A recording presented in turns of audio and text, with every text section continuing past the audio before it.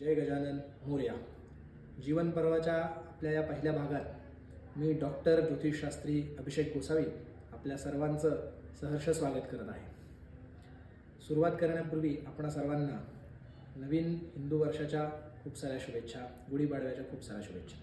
जाणून घेऊयात की गुढीपाडव्याचं काय महत्त्व आहे. याच दिवशी ब्रह्मदेवाने सृष्टी निर्माण करण्याचं कार्य हे आपल्या हाती घेतलं.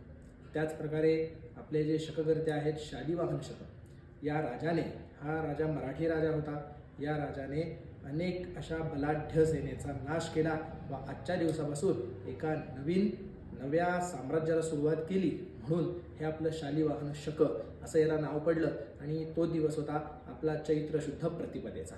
त्यामुळे या नवीन दिवशीपासून आपण जी सुरुवात करतोय आणि ज्या प्रकारे या येणारं संपूर्ण वर्ष आहे आपल्याला भरभटीचं, सुखाचं आणि आनंददायी जावं हीच मी मोर्याचरणी प्रार्थना करतो आणि आपल्या भागाला सुरुवात करतो. मागच्या भागात मी सांगितल्याप्रमाणे जीवन पर्व ह्याचा मुळात उद्देश असा आहे की सकाळी उठल्यापासून रात्री झोपेपर्यंत जी काही आपण कर्म करणार आहोत त्या कर्मांमध्ये आपल्यावरती प्रत्यक्ष अप्रत्यक्षरित्या कुठल्या प्रकारे कसा चांगला काय वाईट परिणाम होतो याचा अभ्यास करण्याचा हा विषय आहे. यामध्ये सुरुवात करताना आपण सुरुवात करणार आहोत सकाळी उठणे या विषयापासून. सकाळी सुरुवातीला अंथरुणातून उठल्यावरती आपले दोन्ही जे हात आहेत ते आपल्या समोर धरावेत. कराग्रे वसते लक्ष्मी करमध्ये सरस्वती करमूले तु गोविंदम प्रभाते करदर्शन. असे आपल्या हातांकडे बघायचं आपण आणि हा श्लोक म्हणायचा आहे उठल्या उठल्या अंथरुणातच. दोन्ही हात एकमेकांवर घर्षण करायचे आहेत, घासायचे आहेत आणि मग हे आपले हात आपल्या मुखावरून फिरवायचे आहेत. आता आपण म्हणाल की ही काय कृती आहे किंवा याच्या मागचं काय कारण आहे. तर श्लोकात सांगितल्याप्रमाणे कराग्रे वसते लक्ष्मी, की आपले जी हाताची जी बोटे आहेत ह्याचा प्रथम भाग जो आहे ज्याला अग्र म्हणतात त्या अग्रावरती देवी लक्ष्मीचा वास असतो. करमध्ये सरस्वती, कराच्या मध्यभागी सरस्वतीचा वास असतो. करमूले तु गोविंदम, आपल्या कराच्या मुळावरती प्रत्यक्ष साक्षात नारायणाचा वास असतो. ज्याप्रमाणे आपल्याला आपलं आयुष्य जगताना 3 गोष्टी महत्त्वाच्या असतात, धर्म, अर्थ आणि काम. मोक्ष हा नंतरचा विषय झाला की सुरुवातीला आपल्याला विद्येसाठी सरस्वतीला आपल्याला प्रसन्न करावं लागतं, त्याशिवाय आपल्याला विद्या, अभ्यास, ज्ञान प्राप्त होत नाही. त्यानंतर तरुण वयात गेल्यानंतर आपल्याला लक्ष्मी हवी असते, त्याशिवाय आपण प्रपंच करू शकत नाही. आणि या सगळ्या गोष्टी करण्यासाठी नारायणाचा आशीर्वाद हवा असतो. आणि त्याच प्रकारे सकाळी उठल्यानंतर संपूर्ण काळं जगत जे आहे, अंधारमय जगत आहे, त्याचा एक नाश व्हावा. आपल्या तळहातांकडे बघावं की जेणेकरून तळहात आपले हे पांढरे आहेत, ज्यातून जी सकारात्मकता येत आहे त्याच्याकडे बघून त्या श्लोकाचं वर्णन केल्यानंतर, ते घर्षण केल्यानंतर त्याच्यातून होणारी स्पंदने ही आपल्या चेहऱ्यावाटे संपूर्ण आपल्या शरीराला प्रसन्न करावेत म्हणून या श्लोकाचा उगम झालेला आहे. म्हणून सुरुवातीला उठल्यानंतर हा श्लोक आपण सर्वांनी म्हणायचा आहे. श्लोक खाली मी आपल्या व्हिडिओच्या खाली देणारच आहे, त्याप्रमाणे तो सर्वांनी करायचा आहे. आता आपण बघणार आहोत की कधी उठलं पाहिजे. तुम्ही म्हणाल की मी रात्रभर जागलोय आणि मी आता 10 वाजता उठेन, किंवा कोणी पहाटे 5 वाजता उठतात, कोणी 7 वाजता उठतात, कोणी 10 वाजता उठतात. आपल्या शास्त्रात एक नियम सांगितलेला आहे की उठताना नेहमीही पहाटे 4 ते 5:30 ह्याला ब्राह्ममुहूर्त असं म्हटलेलं आहे. या मुहूर्ताला ब्राह्ममुहूर्त असं का म्हटलेलं आहे, तर या काळात केली जाणारी कुठलीही कर्मे किंवा वातावरणातील एक प्रसन्नता असते, त्या प्रसन्नतेचा आपल्यावरती एक सकारात्मक असा प्रभाव असतो. तो सकारात्मक प्रभाव आपण जेवढा आपल्यावरती लागू करून घेऊ त्याचा आपला दिवसभरातील कार्यांवरती त्याचा हा परिणाम होत असतो.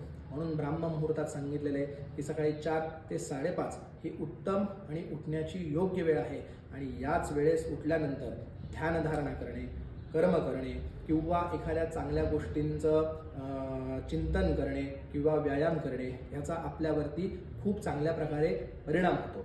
आणि मुख्यतः मी एक गोष्ट सांगेन आपल्याला की मी सांगताना कुठलीही गोष्ट प्रूफ आपल्याला करून देत नाही आहे, कारण हे जे आपल्याला सिद्ध करायचं आहे ना, हे तुम्हाला स्वतः सिद्ध करायचं आहे. आणि ज्या वेळेस तुम्ही या गोष्टी स्वतः सिद्ध करण्याच्या मागे जाल त्यावेळेस तुम्हाला नक्कीच हा अनुभव येईल की मी सांगतोय म्हणून या गोष्टी करायच्या नाही आहेत, तर आपल्यामध्ये काय बदल घडावा म्हणून गोष्टी करायच्या आहेत.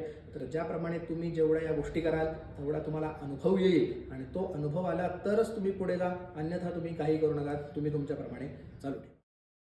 लवकर उठल्याने काय फायदे होतात. आपले जुने जे लोक होते ते म्हणायचे लवकर निजे लवकर उठे त्याची धनसंपदा लाभे. की तुम्ही जर लवकर उठलात, एकतर रात्री लवकर झोपावं जेणेकरून झोप पूर्ण होईल, दुसऱ्या दिवशी सकाळी लवकर उठलात तर आपल्याला नक्कीच धनसंपदा लाभेल.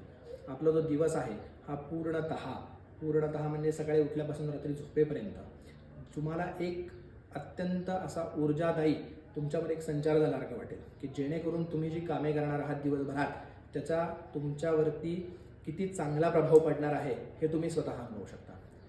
सांगितलेलं असं आहे की ज्या वेळेस सूर्योदयापूर्वी उठावे असा नियम आहे. का नियम आहे? कारण सूर्योदयाच्या वेळेस जी आपल्या आजूबाजूला एक प्रसन्न परिस्थिती निर्माण झालेली असते, जे एक वातावरण निर्माण झालेलं असतं, त्या वातावरणामध्ये आल्याने आपल्यामधील अनेक दोषांचा, अनेक रोगांचा नाश होत असतो. आणि त्याचमुळे लहान मुलांना असेल किंवा आपण सुद्धा म्हातारी माणसं असेल किंवा तुम्हाला कुठली एखादी व्हिटॅमिन कमी पडत असतील तर डॉक्टर सांगतात की सकाळचं कोवळं ऊन घ्या. ह्याचा मागचं पूर्ण कारणच आहे की सकाळचं जे कोवळं ऊन आहे किंवा ती जी सूर्योदयाच्या वेळेस जी परिस्थिती असते, जे काय वातावरण असतं ते तुमच्यावरती चांगला परिणाम पडतं आणि त्याच्यामुळे तुमची रोगराई नष्ट होते. ज्योतिषशास्त्रीयदृष्ट्या आपण जर याचा अभ्यास करतो तो करताना लक्षात येतं की सकाळी 4 ते 5:30 हा उठल्याचा चांगला मुहूर्त सांगितलेला आहे.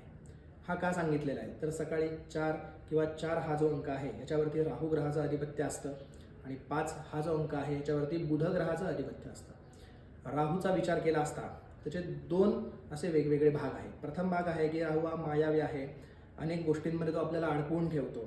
त्यामुळे तुम्ही लक्षात घ्या, आपल्याला जी सर्वात जास्त गाढ निद्रा जी लागते ती पहाटे 3 ते 5 या वेळेतच सर्वात जास्त गाढ निद्रा असते. कारण का? तर तुम्ही जर लवकर उठून एखादी चांगली कर्मे केलीत तर नक्कीच तुमचा हा दिवस जो आहे किंवा तुमचं जे आयुष्य आहे ते चांगलं जाणार आहे. आणि ह्यालाच रोखण्यासाठी राहू हा तिथे आलेला असतो की तुम्हाला चांगली कर्म करून न देणे हे कलियुगाचं राहूचं काम आहे. परंतु ज्याप्रमाणे राहू हा मायावी आहे त्याच प्रकारे तो अध्यात्माचा एक चांगला ग्रह आहे की ज्यावेळेस तुम्ही काही आध्यात्मिक उपासना करता त्यावेळेस तो तुम्हाला आध्यात्मिक बळ हे नक्कीच देतो. म्हणून सांगितलं आहे की लवकर सकाळी उठून हे मेडिटेशन, ध्यानधारणा असेल किंवा व्यायाम असेल या गोष्टी कराव्यात. आता आपण जर 5 या संख्येचा जर विचार केला तर 5 या संख्येवरती बुधाचं कारकत्व असतं. बुध म्हणजे काय तर बुध हा बुद्धीचा कारक आहे. आपण सकाळी उठून जे काही चांगली कर्मे करू किंवा आपल्याला दिवसभरात कुठलंही दुष्कर्म आपल्या हातून घडू नये, आपल्याला सुबुद्धी प्राप्त व्हावी आणि आपल्या हातून सतत चांगलीच कर्मे घडावी याच्यासाठी हा बुध ग्रह सगळ्यात उत्तम आहे. आणि म्हणून या 4 ते 5:30 या वेळेमध्ये आपण उठून आपली सर्व जी कर्म आहेत ती केली पाहिजेत, जेणेकरून जे काय आपलं आयुष्याचं एक पर्व आहे, एकदा मिळालेलं हे आयुष्य आहे हे असंच वाया जाता कामा नये.